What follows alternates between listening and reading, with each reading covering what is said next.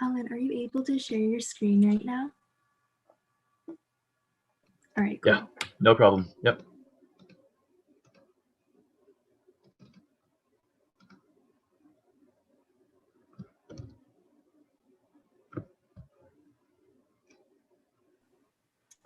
All right, since it's already like 4:34, I believe that we can go ahead and send the Slido link and for questions and stuff. And so let me real quick give a short introduction to Alan. So, but before that, Rena, can you like drop the Slido link and stuff? Yeah, so I just put the Slido link in the chat box.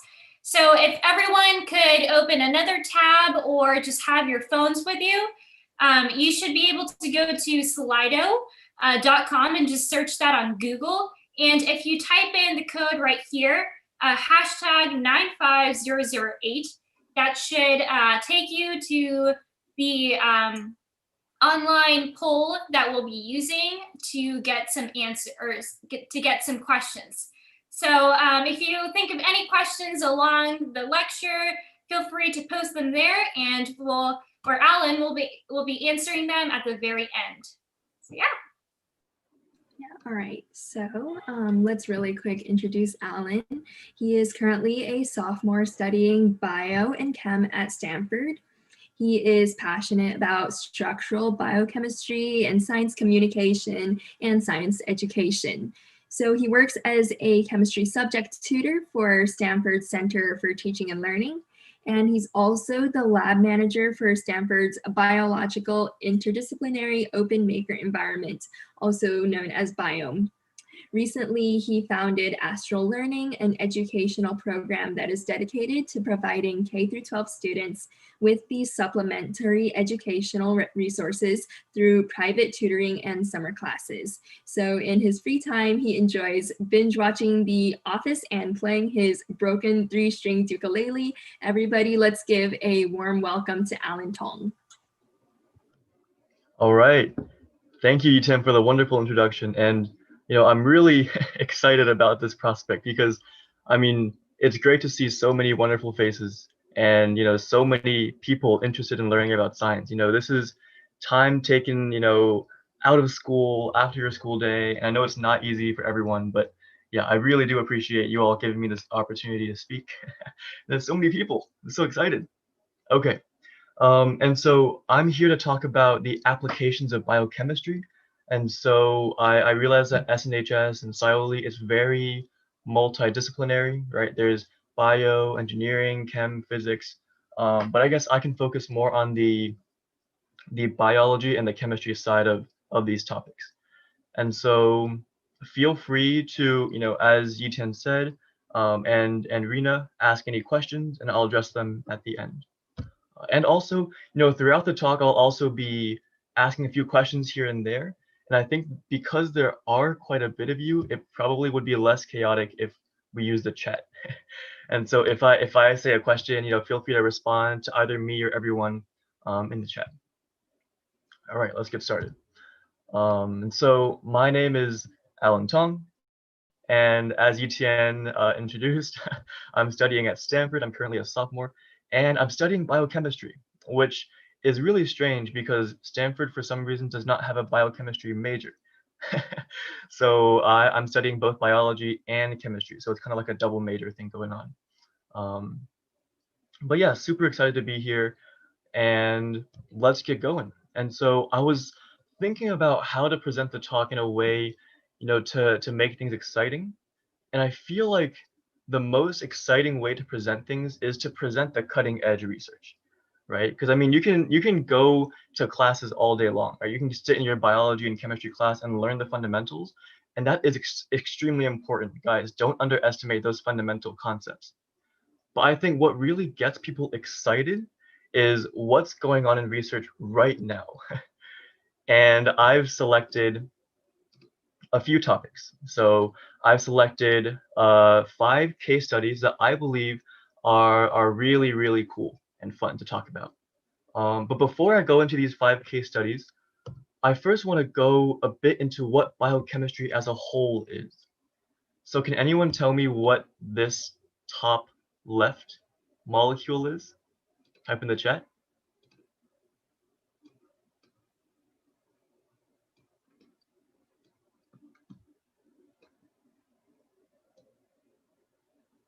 Yes, it is a protein.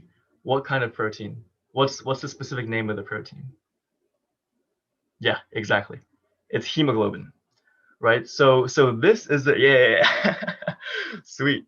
And so this is the protein that carries oxygen throughout your blood, right? Whenever you take a deep breath, see those green things, right? Those are what are called heme groups. They've got an iron center, and it's the iron that comes from your diet or other places. And the iron actually binds to the oxygen. And there's a whole cascade of events that can essentially shift the iron into a form that can bind oxygen better, right? So it's really amazing how this molecular machine works.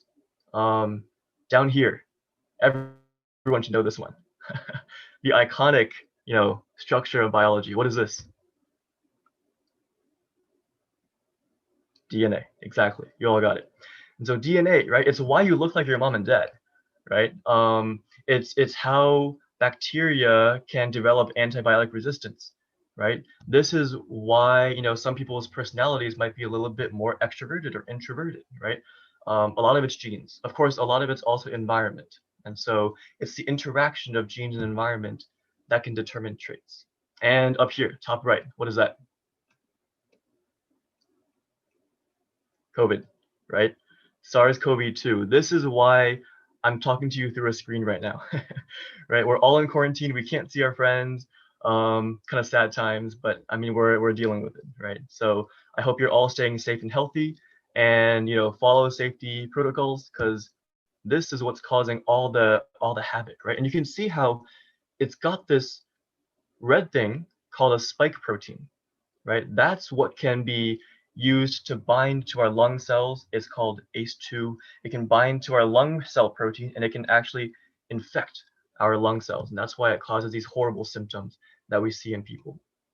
And down here, bottom right, this is actually more on the mechanistic side. And so this is a classic thing that you might see. Oh my gosh, carbon molecules, chemistry.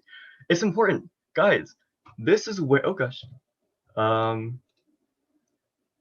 this is where part of your CO2 comes from. So whenever you take a deep breath out, exhale, right? That CO2 is coming from somewhere. It's coming from the food you ate. You break it down and you make CO2. And this is actually the mechanism, right? The electrons moving around that shows you how this molecule, it's thiamine pyrophosphate, and it can form a negative charge. It's an anion. It can attack pyruvate, which can release CO2, right? This is part of this huge, huge complex called pyruvate dehydrogenase complex. It's inside your mitochondria, and it's what allows us to make ATP, make energy, and essentially do everything that we're doing, right? Move, think, all that good stuff. So yeah, just a really big overview of biochemistry, a lot of things, genetics, protein structure, structural biology, virology, epidemiology, and the fundamental mechanistic side. All those things are crucial. And so that's kind of what I want to highlight as the important points of biochemistry. And let's jump into our case studies. So first things first, we have this thing called DMJ-HAMT. Now, this is a mouthful because what it actually stands for is Drosophila melanogaster, juvenile hormone acid O-methyltransferase. Say that 5 times fast. DMJ-HAMT, we'll stick with that, okay? So DMJ-HAMT, it's a protein. As some people said, hemoglobin, it's a protein. The same thing is a protein. So DMJ-HAMT, and what it does is basically it makes biofuels. So we're burning fossil fuels to drive our cars and power our airplanes, right? DMJ-HAMT is something that can take fatty acids and turn them into a form of biofuel that we call fatty acid methyl esters. It's actually really strange. Oh, and also I have to make sure that I don't go overtime. So keep me on track for that. But yes, so essentially the idea is there's this weird protein that's not really too well studied inside of these fruit flies. Okay, so you know these fruit flies buzzing around, and they're living their best lives, eating fruit and stuff and whatnot. And scientists discovered this random enzyme protein inside of them that can help them transition from a larva to an adult fruit fly. And when they combined this random enzyme with fatty acids, it made biofuels. Extremely random, serendipitous, right? And so really strange thing that's going on here. And so here they're saying they can make biofuel with this insect enzyme, and this is what it does, right? It essentially takes this chemical, it's called a fatty acid. Some of you in bio might have heard about it before. It essentially takes this fatty acid and it adds a carbon right there. So you can see this DMJ Hampty, it takes this molecule and it adds a CH3 group right there, carbon with 3 hydrogens. And you can literally put this inside your car and make it run. You can put this inside airplanes and have it fly if you have enough of it, right? So one of the really cool things about this is, what if, these biofuels and other renewable energy sources, if we keep developing them, hopefully that can help us mitigate climate change and all these, green chemistry prospects. And so I think this is a really exciting thing. And so there are other pathways, but I won't get into them. There's our friend pyruvate again. But anyways, this is the important part that we're focused on. And this is actually something that I'm personally working on as a lab manager of Biome. And so it seems wonderful, right? We can make biofuels from these random molecules, but there is a problem, and that is it's really slow, right? And so this is a more, zoomed in view of what it does. You can see how this is where the methyl group comes from. And it's actually a really simple mechanism. This oxygen just simply attacks the methyl group to give you this methylated fatty acid. And we call these FAMEs, right? Fatty acid methyl esters. Some of you in chemistry might have heard about the ester group, right? This is called the ester functionality. If not, that's okay too. It looks like this, right? So this is a biofuel that you can use, and this is a byproduct, right? Now, notice that I haven't really shown you the structure of DMJ Hampty. And so we saw that beautiful structure of hemoglobin in the beginning, those 4 subunits.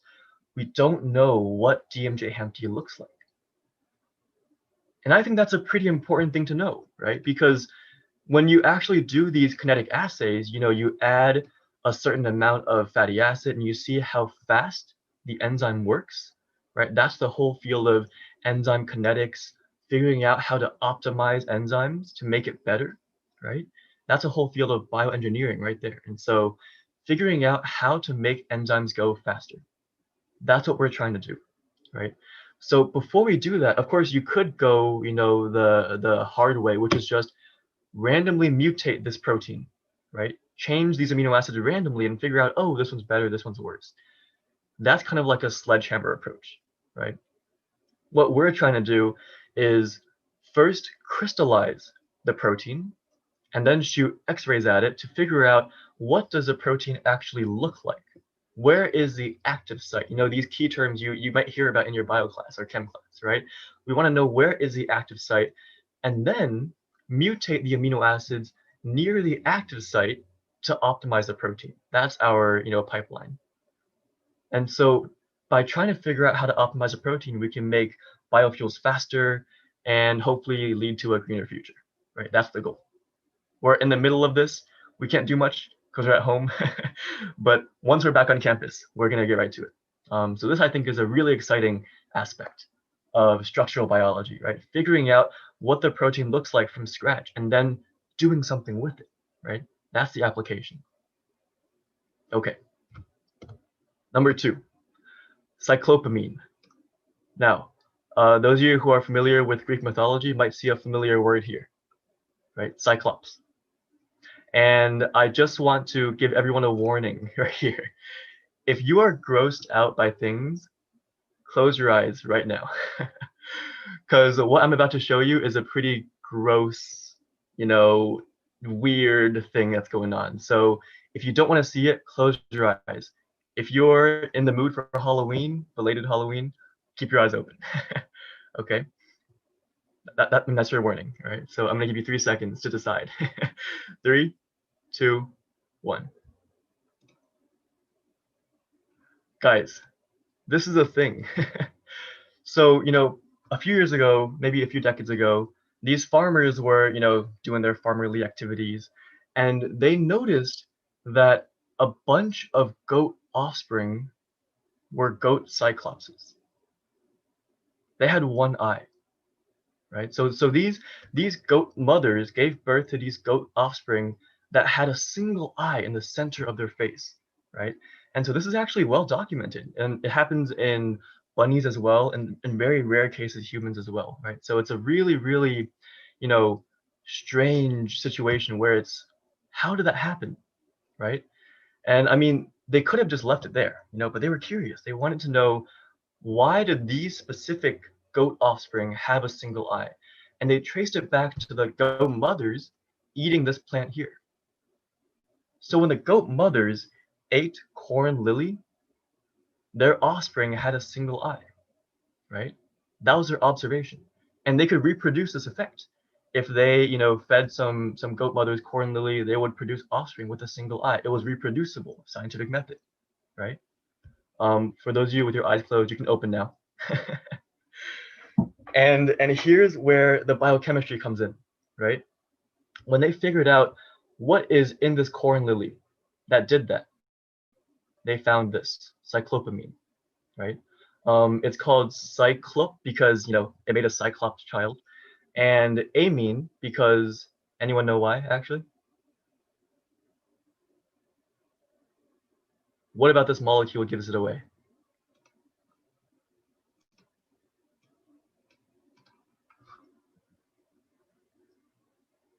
Yes, amine group. And what's the characteristic of an amine group?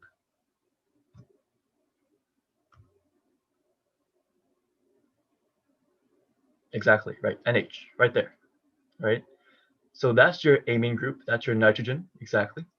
And so that's why we call this molecule cyclopamine, right?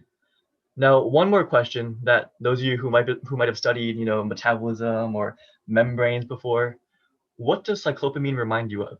Does it seem similar to something?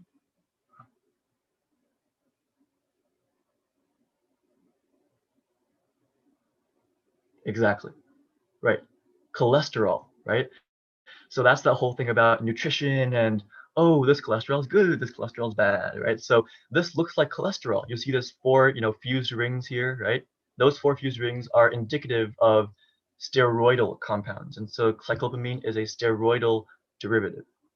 And so the question is, why?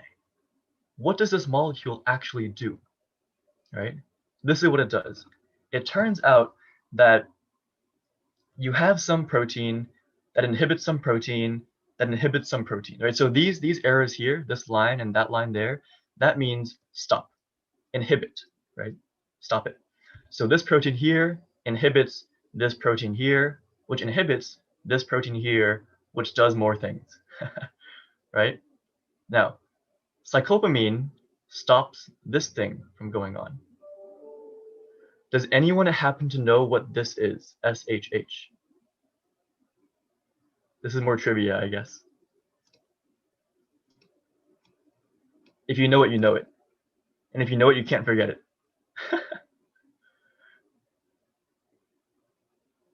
Does anyone know what SHH? Ah, there it is. Sonic Hedgehog.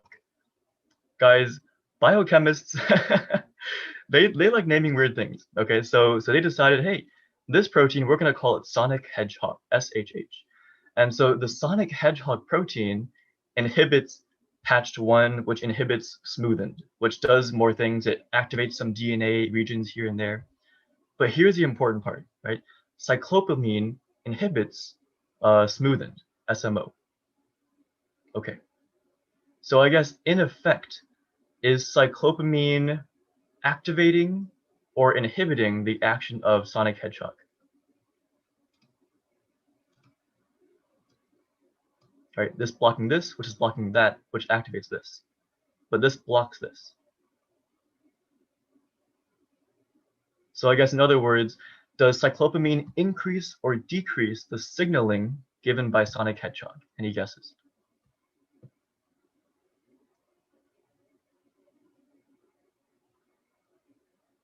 This is where that biochemistry logic comes in, right? Where is the on and off switch? So this turns this off, which turns this off. So this turns this on. See that? Right? It's a strange thing that's going on, right? This turns this off, which turns that off. So if this is activated, this actually turns on. But this turns this off. So this essentially decreases the signal of sonic hedgehog. Now you might be like, why do I care? Right? How does this cause a single eye to appear in this animal? And it has to do with the downstream effects. So this actually activates certain regions of DNA, and it tells a cell whether to die or divide. So for example, classic example, look at your fingers, right? We have 5 fingers. Ever wonder why? When we were in our mother's womb, right, our limbs were just buds. This was a whole, tissue. It was completely round. But because of sonic hedgehog expression, because of this thing being expressed maybe right here, it told these cells to die. It told these cells to die, and these cells to die, and these cells to die.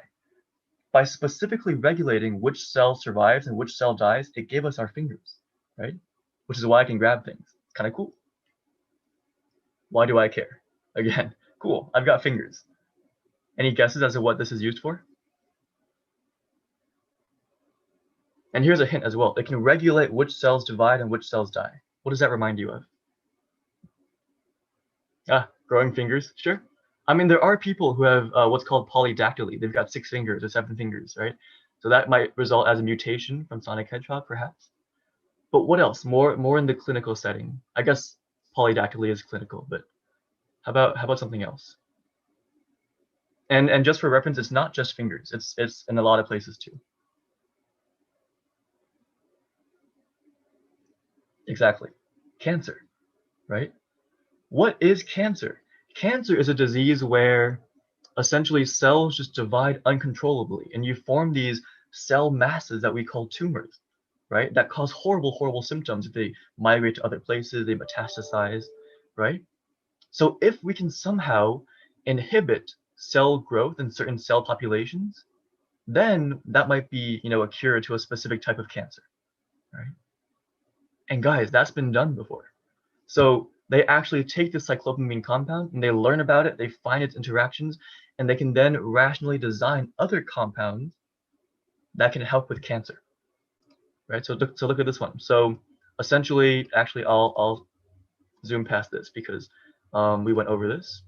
And so the idea is you take this cyclopamine molecule and you can chemically modify it through synthetic chemistry, and you can actually make drugs. And there's actually have been 2 that have been approved by the FDA that came from this random molecule that caused cyclopia in sheep and goats, right? I think that's amazing. So just being curious about, why did this, sheep or goat offspring, why was that goat offspring born with 1 eye?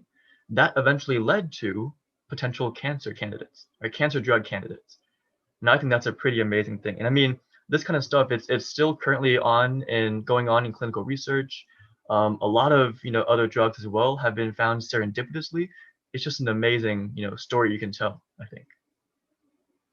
Okay, on to the next one. How much time do I have? Okay, I can do this. Phages. Anyone know what phages are? What are phages?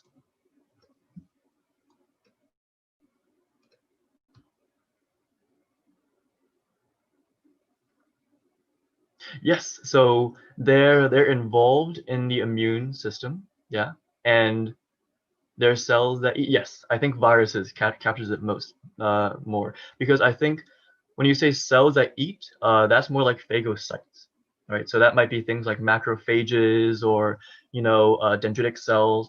But when I say the word phages, I specifically mean bacteriophages, right? So phage is a short version of bacteriophage. And someone said viruses. When I say the word bacteriophage, it's a virus that infects what? Exactly. Makes sense, right? Bacteriophage, bacteria, virus. It's a virus that infects cells, bacterial cells specifically, right? And so that's what they look like. They kind of look like these, alien Mars rover things. And it's actually really interesting. They literally dock like an alien rover, like a Mars rover. They actually dock onto the surface of this bacterial cell. This is false colored images. You can see how it's, docking onto the membrane on the cell wall. It uses, again, protein-protein interactions. That's where the structural biology comes in. And what's that? See that? That green strand coming out? What is that? Right, exactly. Genetic material, right? Either DNA or RNA, I guess depending on the virus, right? And so, I mean, that seems kind of gross, kind of weird, right? Again, it's the question of why do we care, right? If you think about this from a bacteria's point of view, this is, horrible news for the bacteria, right? Because viruses use this to hijack the bacteria cell. The bacteria cell essentially is forced to make more virus using this viral DNA or RNA, right? That's how these phages reproduce, essentially. Now, the bacteria also has tricks up its sleeve, right? The bacteria essentially, it senses this bacteriophage injecting its DNA inside. It can sense, oh, there's a virus DNA. It can actually use, specific sequence recognition and methylation sites, and it can recognize, hey, this came from a virus. Oh my God, I am about to die. So what it does is it saves a piece of this DNA into its own genome on purpose. What? You're saving the enemy's DNA inside your own genome? Why would you do that? Right? This is what it does. Then it makes RNA from that sequence and it attaches it to a protein that can then cut up that viral DNA. Oh no, it gave it away. CRISPR. Yes, this is CRISPR. I meant to ask what people thought this would be, but yes, this is where CRISPR came from, right? CRISPR, that's the thing that won the Nobel Prize a few weeks ago, awarded to Jennifer Doudna and Emmanuel Charpentier. So again, this weird, completely, abstract system where, who cares about bacterial adaptive immune systems, right? I mean, if you wrote a research grant to someone and you were like, hey, I want to study the human adaptive immune system, people would be like, oh yes, awesome. We're learning about ourselves, we're learning about adaptive immune systems. If you said, hey, I want to study bacterial adaptive immune systems, people would probably be like, who cares, right? But it matters, right? This basic scientific curiosity matters because this tool led to the development of CRISPR-Cas9, right? And these were the Nobel Prize winners just a few months ago, or weeks ago, right? So Jennifer Doudna and Emmanuel Charpentier, right? They found out that if you could artificially synthesize this RNA piece and feed it to the Cas9 protein, it will seek out that specific sequence and cut it up. That's a tool for gene editing right there, right? And if you're interested in the catalytic mechanism, it's got these two domains. It's got one domain up here, one domain down here, and it recognizes a sequence and it cleaves the site. It uses, it's essentially molecular scissors. And it's all biochemistry, guys. It's all electrons moving around. And that allows the DNA strand to break apart into two. And you can then manipulate that, right? This is programmable. You can change this RNA and the Cas9 protein will say, yes, sir, or yes, ma'am, and go do your work for you. It's extremely accessible, right? Sadly, I haven't had the pleasure of trying it out myself, but it seems really cool, right? And once you make this double strand break, you can insert whatever gene you want inside of there, or you can make a mutation, or you can disable one of these and make a single strand break, or you can attach a protein here to activate it, or you can inhibit it. All these possibilities, right, coming from this random bacteria immune system, right?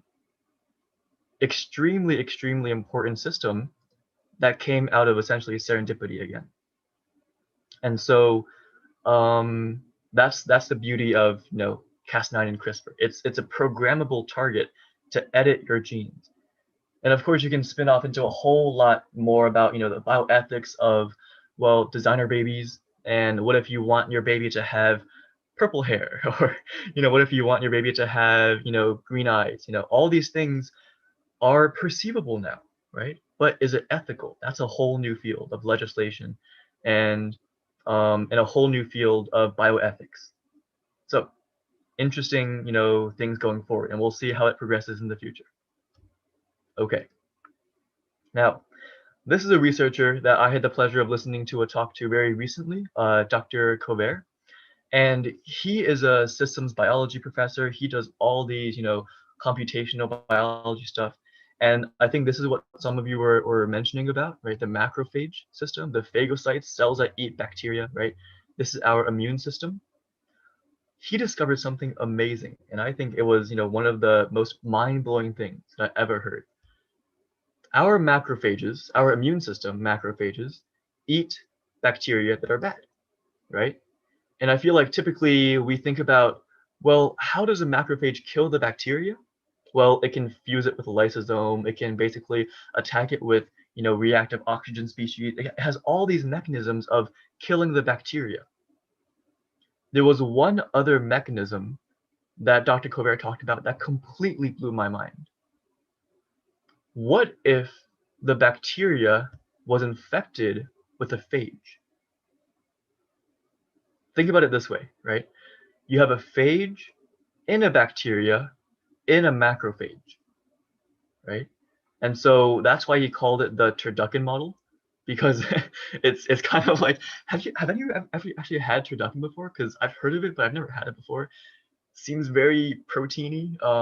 But the idea is this: you essentially, it's a turducken, so it's a chicken inside a duck inside a turkey. Turducken, right? Very, if you love meat, I guess here you go. But turducken model, right? Same thing here. It's a phage in a bacteria in a macrophage. And so this mechanism completely blew my mind. So apparently, what the macrophage can do is it can activate the phage inside the bacteria to kill the bacteria, right? That's amazing, I think, because it's kind of like the macrophage is using the enemy of its enemy to kill its enemy, right? It's very convoluted, I know, but I think it's pretty cool, right? And so just these, mechanisms that work all the time. This is happening in your immune system right now. I think that's pretty amazing. And one more application about phages. What is antibiotic resistance? Can someone very briefly summarize it for me in the chat? What is antibiotic resistance?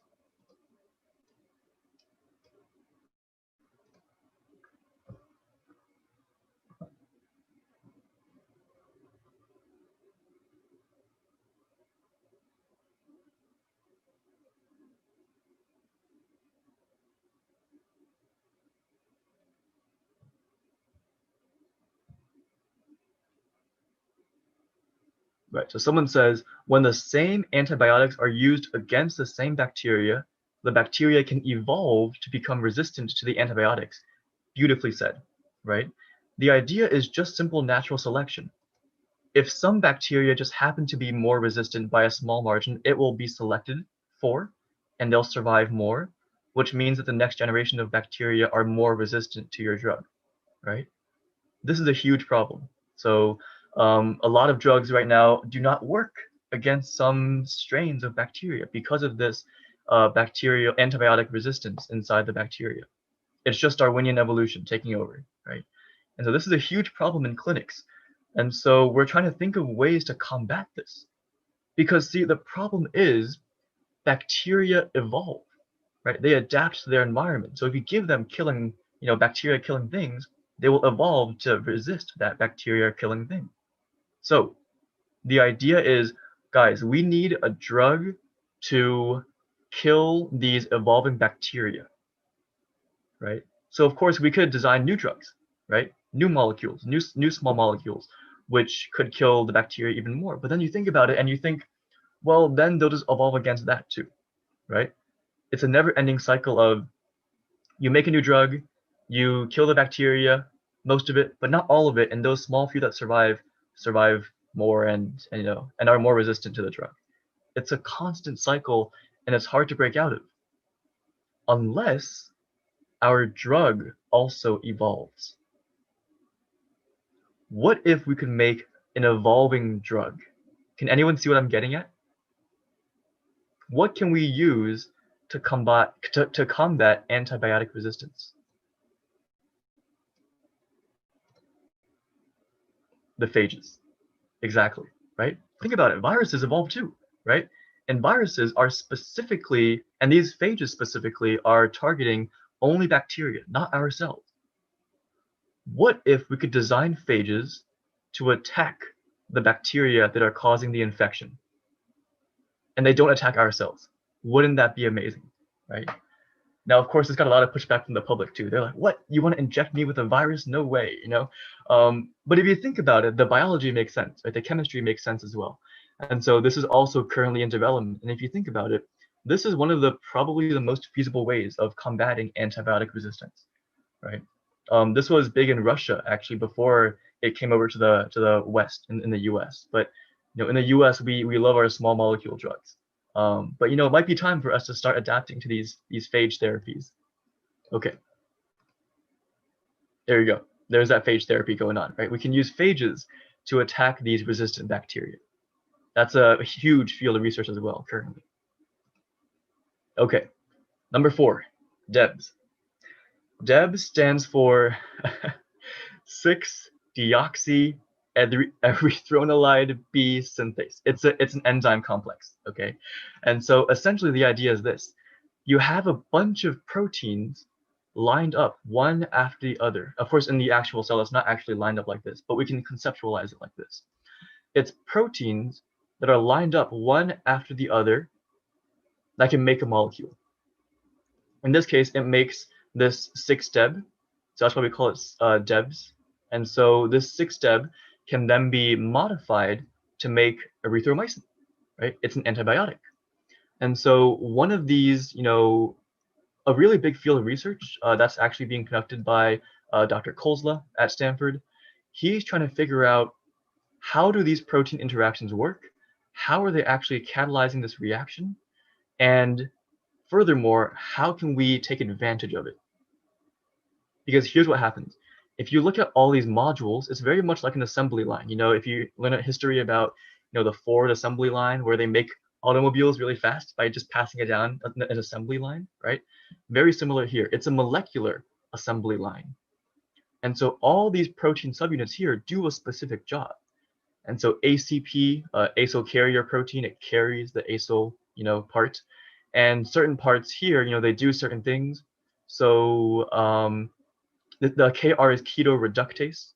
And so it's reducing a keto group. I guess I can ask a question now as well.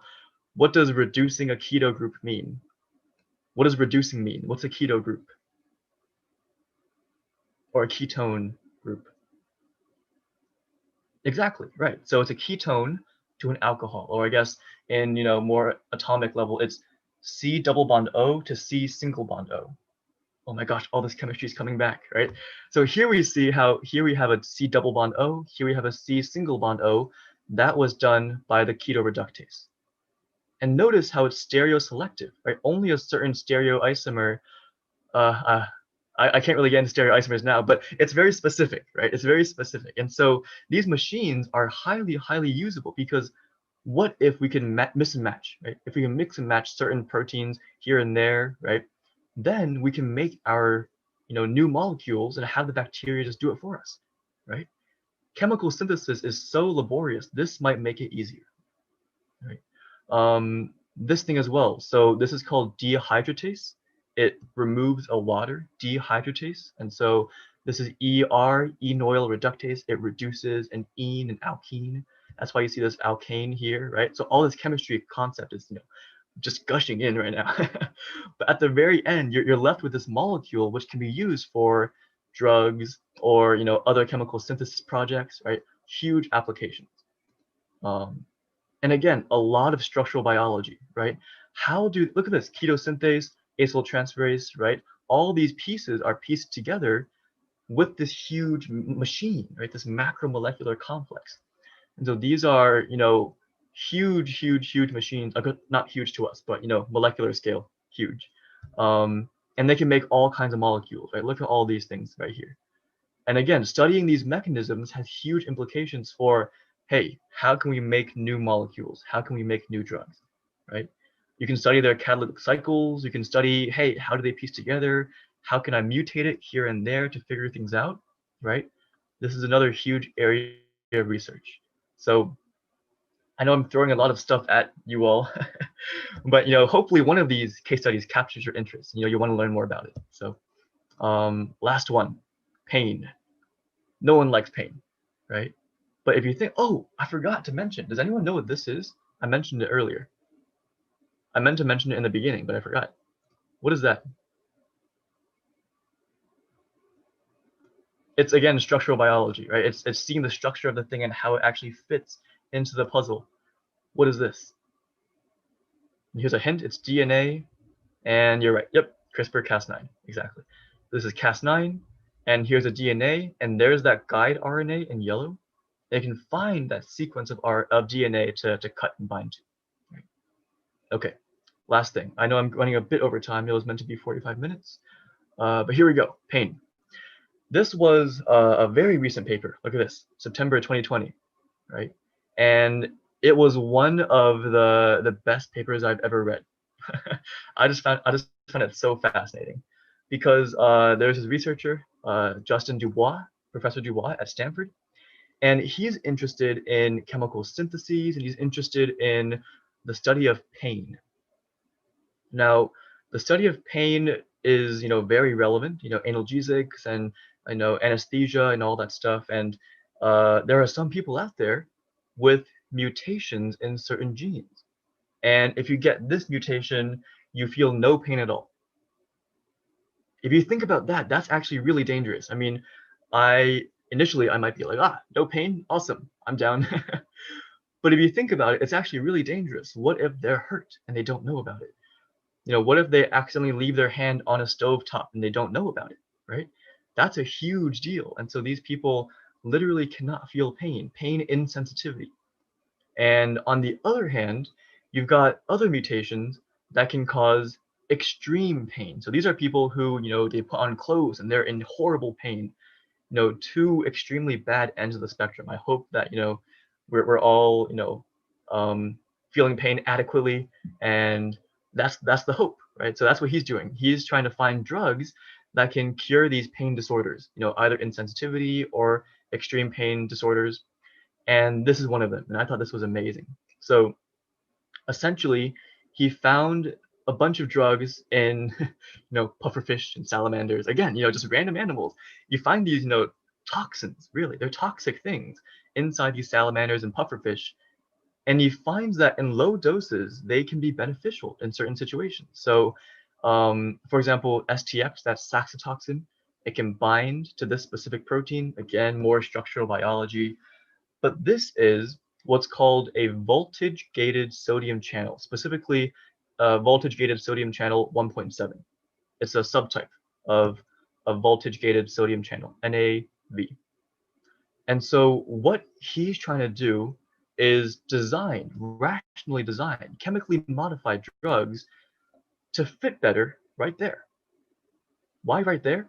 Because sodium ions pass through right there, right? And if you know about neurons and the brain and your nerve endings, a lot of nociception or pain sensing comes from the action of sodium ions traveling down a gradient. Right? If these open up and the sodium ions travel through, that can send an action potential, which can cause our brain to say, oh, I'm in pain, right? So all of these are chemical signals, right? Sodium ions traveling through. And so if you can design a drug that can specifically block that entrance, I mean, hey, you've inhibited this enzyme, or not really an enzyme, this channel, right? You inhibit the sodium voltage-gated channel, and that can inhibit pain, right? So this is what they did. They did structural biology. They figured out, hey, this saxitoxin binds like this. So this is just cartoon form, of course, right? But the 3D structure of this saxitoxin binds like this. Hey, let's make it bind better, right? What if we took our original one and we modified it at C11, we add this whole group here. Oh, we test it. No, let's modify this group here. Let's test it some more. Let's modify this again, right? Trial and error, trial and error. By rationally modifying this drug, you get this complex looking molecule. If that was on my chem exam, I would not want it. But this is, a drug that can bind to this NAB 1.7. And they gave it to these monkeys, macaques, and they tested their pain sensitivity. And look at this, right? If you give this drug to the monkeys, they don't withdraw their hand from a heat lamp, right? So it's a noxious thermal stimulus, and they're feeling pain. Pain is damaging their tissues, but they don't draw their hand away from it. Of course, there's ethics that goes into this. After 5 seconds, they automatically just shut it off to avoid the tissue damage. But still, look at this. Baseline, they draw their hand away. After you give them the drug, they don't draw their hand away. All of them, right? They don't feel the pain. And their heart rate change, if you don't give them the drug, their heart rate goes up. Ow, I'm in pain, right? Of course, their heart rate goes up. If you give them the drug, their heart rate doesn't change. They literally don't feel it, right? It's pain insensitivity. So, what if this is a clinically applicable drug, Yeah, that's all I got. But one more thing about this is there are pain medications, right? Opioids and other things, but they're kind of addictive, right? So we're trying to find new ways of how do we block pain better, right? So yeah, that's all I got for you. So 5 case studies, 5 amazing examples of biochemistry research and interdisciplinary fields, and I hope you enjoyed that. And I'm open for questions. Thank you so much for making that presentation. It was absolutely amazing. We were really amazed by the new things that were occurring, and we've got quite a few great questions. So first of all, what about drug evolution considering membrane protein changers like trypanosoma? Can scientists counteract these in development at such high levels like these? Right. So I think trypanosoma is one of those things where they're kind of, they're really annoying because we think about bacteria and, maybe other pathogens, and they have a specific set of membrane proteins that's identifiable. Trypanosoma is like, nope, I'm going to mutate my protein at the surface to make it hard for you to drug me, right? And so I'm honestly not too familiar with the applications to trypanosoma specifically, but I'm sure there are efforts against that field. The way that I would think about it, phages might be applicable. But yeah, off the top of my head, I can't think of any, specific drug that I have in mind that can target that. But I'm sure that's a really big field of research too. Strongly recommend you search that up. Good question. Right. So one of our other questions also has to deal with, this one's actually very much in general. So this person asked that a common theme in the presentation that you just gave was, why do we even care about these things? And so how do scientists find that out, and how do these scientists predict that their discoveries are going to have these great implications before they perform the experiments? Right, that's a really good question. Of course, I don't have any personal experience with that because I haven't made any big discovery or anything, but I've heard from other scientists that there are kind of 2 modes. One mode is just, you discover it by accident and it turns out to be huge. And the other mode is, you're onto something, right? And both are great feelings. And I think when you're discovering something by accident, that's probably mostly driven by just curiosity, right? Why does this thing happen? Why do we see one-eyed sheep? Why does the bacteria make this thing to attack against viruses, right? That was all curiosity driven. And so the other part of it is, okay, we know the basic research, and then it's how do we apply it, right? So that is like the second step of applied research. And so there's kind of 2 modes, basic research and applied research. And I feel like applied research gets people the most excited, but the fundamentals are in basic research. So I think both are extremely important. And as to how you know, you kind of do just know. Um, yeah, that's kind of all I can say about that.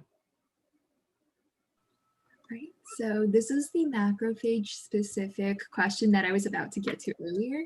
And this person was asking, would you be able to control the adaptations of this evolving drug? And what if the macrophage becomes harmful to the host?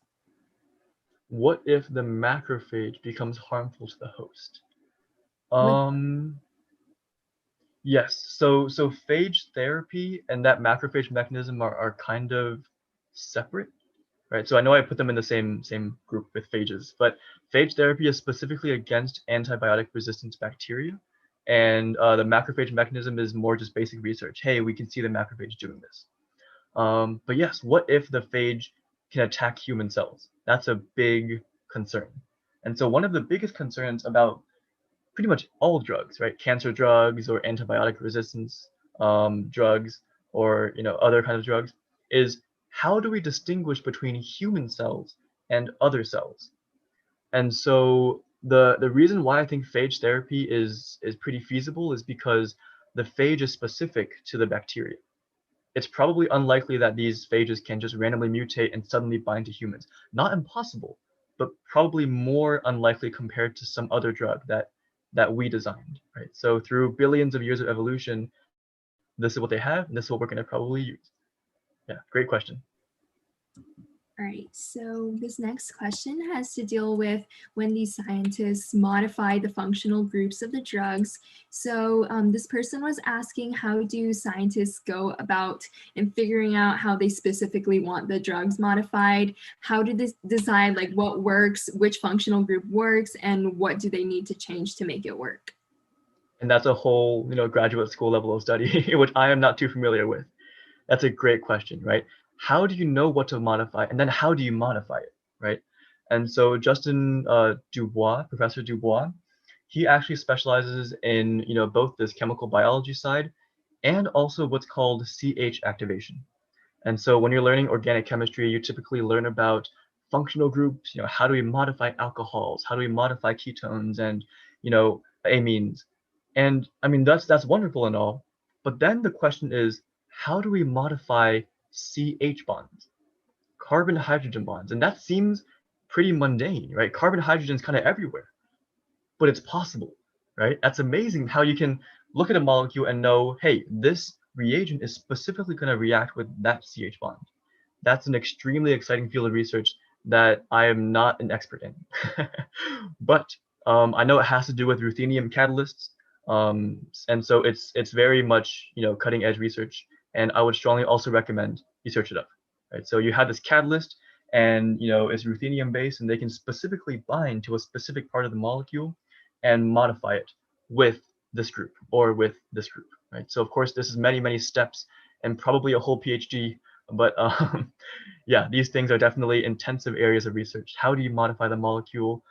Yeah, good question. So another macrophage specific one, how does the macrophage know that the phage is inside the bacterium? And then how do the two kind of communicate to destroy the bacteria? And is this process more expensive? Yes, great question.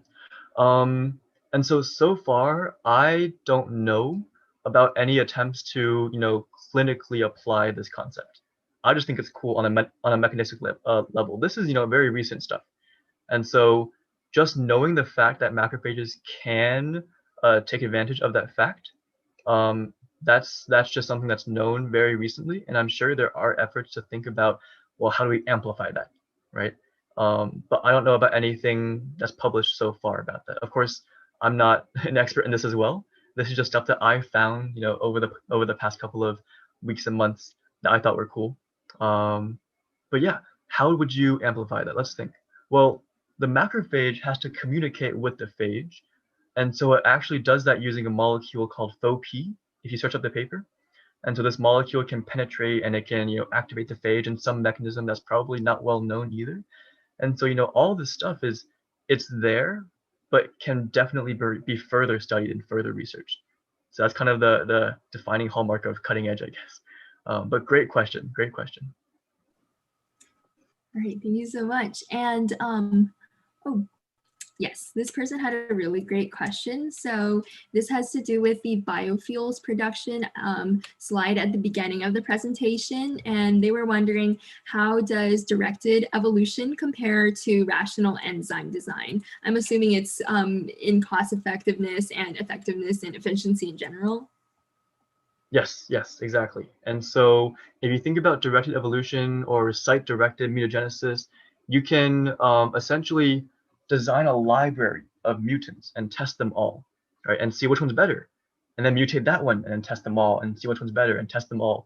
And so that is definitely a possibility. But when I put it that way, it's extremely labor intensive, right? You have to go through multiple rounds of evolution. And I guess, if we can't rationally design a drug like that, that might be the way to go. Yes.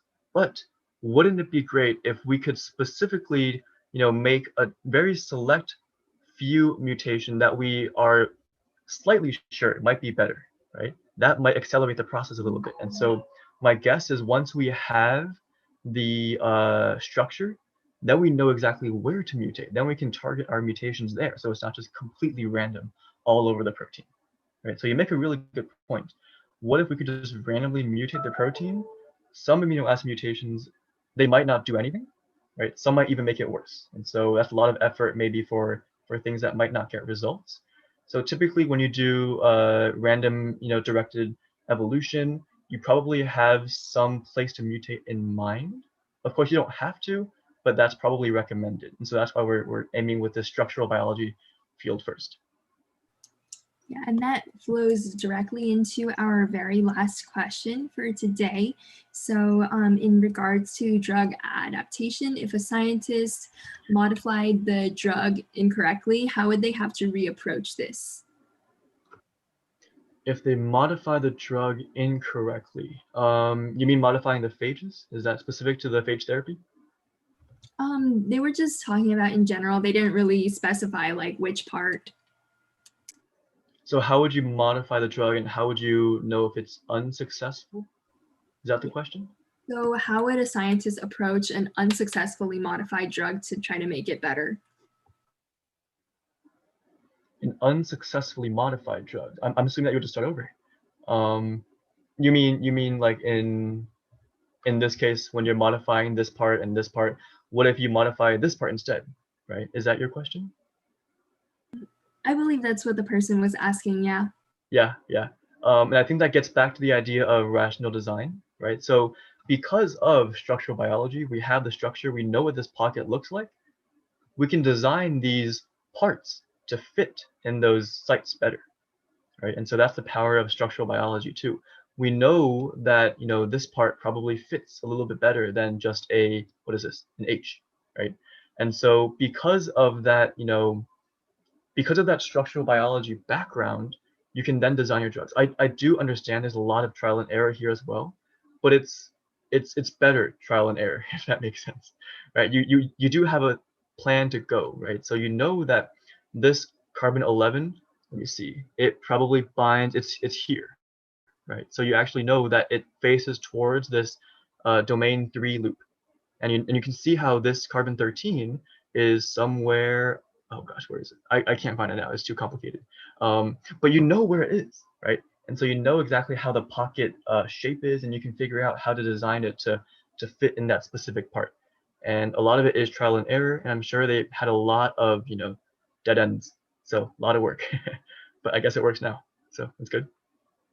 Yeah, that's the end of the questions, the question and answer session.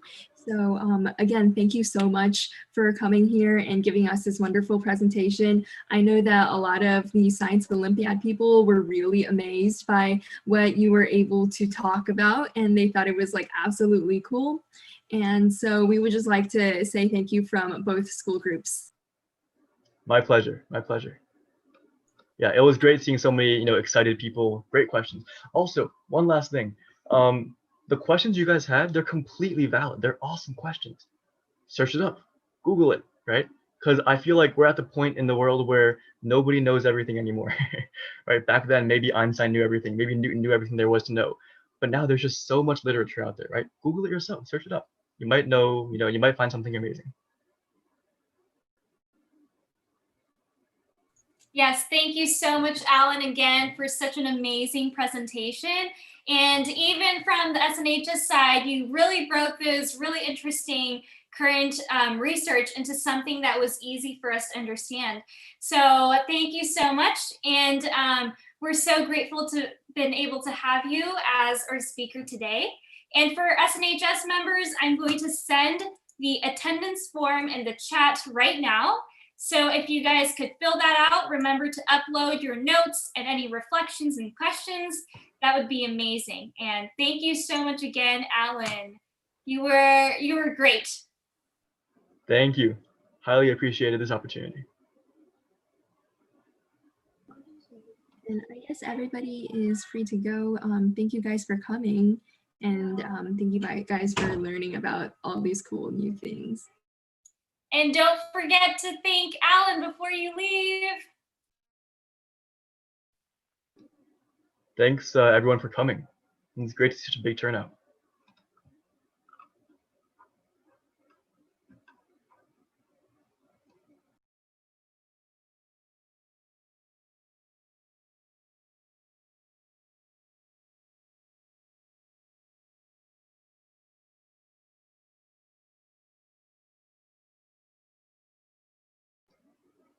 All right, so I'm gonna head out and eat some samosas. So, see ya. Bye. Thank you. Yep. Bye. Thank you. Yay. Okay. I feel like that was really, really smooth. Dude, yeah, it was great. And I'm really, really glad that everything went like perfectly. And before we continue, I think, can we turn off the YouTube live now? Yes, I was about to say, you guys